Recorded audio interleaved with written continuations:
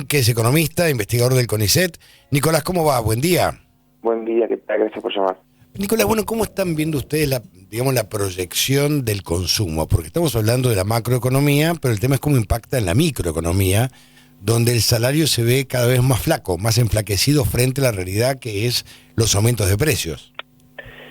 Sí, a ver, los salarios tuvieron una bomba, digamos, sobre los salarios en primeros meses del año pasado. La destrucción fue absoluta, cerca del 30% de los salarios. Cayeron 30% en promedio los salarios de los trabajadores en los primeros meses del año 2024. Después hubo una recuperación dispar. Algunos rubros llegaron a superar el valor inicial, otros no, en particular el sector público quedó muy rezagado. Pero el segundo semestre del año pasado hubo recuperación salarial, sobre todo en algunos rubros del sector privado registrado. Y lo que se ve en los primeros meses de este año es que se estancó esa recuperación. Quiere decir que dejó de crecer el salario en los primeros meses del año, y esto estamos hablando de algo antes de los datos de la inflación de marzo y de lo que va a ser la inflación de abril o mayo luego de esta devaluación, con lo cual estamos entrando en un nuevo ciclo de una baja más generalizada del salario real. En el caso de los no registrados, lo que sucede es que las personas que tienen un ingreso informal, sea en trabajadores asalariados informales, a gente que cobra un salario pero no está registrada, o gente que trabaja por su propia cuenta, es que las declaraciones de ingresos son muy poco fiables para los cálculos, pero claramente hubo una recuperación de la actividad económica que generó algún tipo de crecimiento de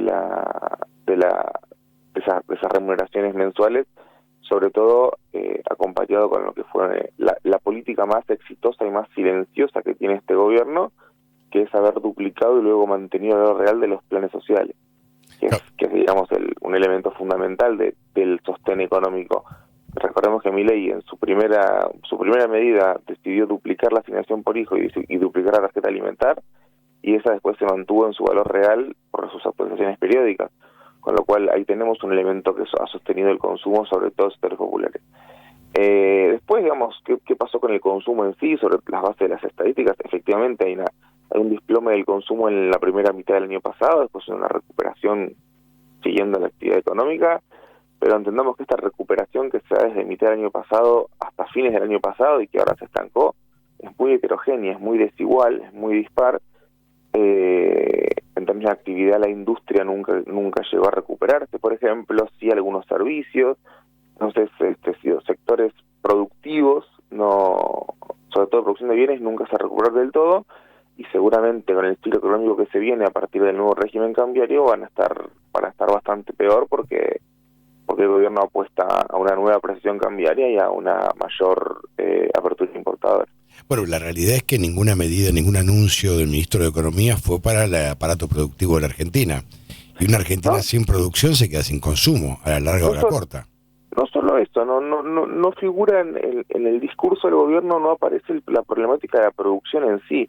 No hay ninguna referencia a los costos de producción, no hay ninguna referencia a lo que los economistas llamamos matriz insumo producto, que es pensar cómo se vinculan entre sí los sectores, digamos, cómo el impacto de algo en un sector genera un impulso sobre otro. Desaparece el ministro, digamos, el discurso del ministro de Economía es un discurso que se refiere a la ciudadanía básicamente en su rol como consumidores. Nosotros las personas seríamos consumidores ante todo, y lo que nos importa es nuestra posición, la ventaja que tenemos como consumidores a la hora de poder comprar un producto importado, o al mercado financiero, digamos, o a los que se dedican a las actividades financieras, que claramente es el sector más beneficiado por este gobierno. Lo que pasa es que no son economistas, son traders. Caputo es un trader, no es un economista. No piensa globalmente en un país, digamos, no lo entiende integralmente. Lamentablemente muchos economistas son parecidos, digamos. Sí. Uno como economista tiene que convivir con ese tipo de colegas. Los traders. Que es el ámbito en el que se movió siempre, digo, es graduado de Economía de la UBA, incluso es de la Universidad Pública, Caputó, pero tiene una trayectoria profesional vinculada al mundo financiero, como economista jefe en bancos, y luego en el sector público, pero vinculado con estas actividades financieras, está claro que su mayor preocupación tiene que ver con eso, y sobre todo su mirada de la economía está puesta en ese lugar, digamos, la idea de que lo que hay que hacer es buscar que el mercado, para generar los incentivos adecuados para que el mercado accione favorablemente, pero ese mercado al que se menciona es el mercado financiero. Recordemos el año pasado una frase de Caputo muy desafortunada, en una de sus tantas discusiones con la mesa de enlace rural, que le dicen, nosotros le muestran los números a Caputo, y le dicen, mirá, estamos muy complicados porque tenemos el atraso cambiario que nos perjudica y ustedes encima no nos bajan las retenciones y los costos no nos dan, y Caputo le dice, bueno, pero si los costos no les dan, hagan carry trade. O sea, en lugar de ponerse a producir alimentos, que es lo que ustedes hacen, pónganse a jugar la bicicleta financiera. Es el discurso, esa es la respuesta que les da Caputo a las patronales agropecuarias de la mesa de enlace cuando le dicen que los números no le está dando. Ese tipo de respuesta de alguna forma da cuenta de cuál es el perfil o qué es lo que tiene en la cabeza. Bueno, la realidad es que igual ningún país funciona sin aparato productivo, porque te quedas sin empleo. Sí. Te quedas sin empleo. Hay países que sí, lo que pasa es que son países que tienen poca... Ahora, hay dos, o países que tienen muy poca población, o países que deciden que una gran parte de su población viva bajo condiciones infrahumanas, digamos. Efectivamente hay países que funcionan como grandes proveedoras de ventajas comparativas en el mundo de los servicios financieros, por ejemplo como guaridas fiscales, digamos, hay muchos países que tienen ese rol, pero está claro que es un sector económico, el de las finanzas, que si bien puede generar traccionamiento, si bien puede generar situaciones de riquezas importantes para algunos sectores, no genera mucho empleo y no tiende a derramar hacia los sectores populares, con lo cual un país dedicado a los servicios financieros es básicamente un país para unos pocos. Como fue Panamá en su momento. Sí, bueno, Panamá es más pequeño, Panamá tiene una estructura, Panamá funciona un poco como un hub financiero para América Central, como pusieron varios países del Caribe mucho más pequeños que son evidentemente guaridas fiscales, y uno podría hablar de Uruguay, que es un poco más grande, pero que tiene una estabilidad económica, un país con una estructura económica parecida a la Argentina en términos de cuál es su matriz exportadora, pero que tiene menos industria y que tiene una gran estabilidad económica basada sobre todo en su rol en la importancia de los servicios financieros y en cómo ha sido un país que ha recibido mucho dinero, ha funcionado como guarida fiscal en muchos casos de dinero argentino, dinero brasileño, y bueno, esa estabilidad económica está garantizada por ese lugar.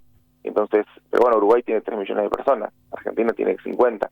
Hay diferencias de tamaño, de historia, de estructuras, y está claro que el modelo de país de servicios financieros, e incluso diría más, un modelo de país que se base en servicios financieros y exportación de recursos naturales, es decir, en exportar soja y lo que sale de la cordillera, petróleo, gas, minerales, etcétera, ese país es un país para un tercio de la población, es un país para 15 millones.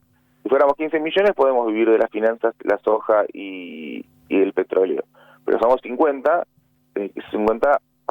para estos 50 tenés que pensar otro tipo de inserción laboral, otro tipo de desarrollo productivo, y claramente todo lo que tiene que ver con desarrollo productivo es algo que al gobierno no le interesa demasiado.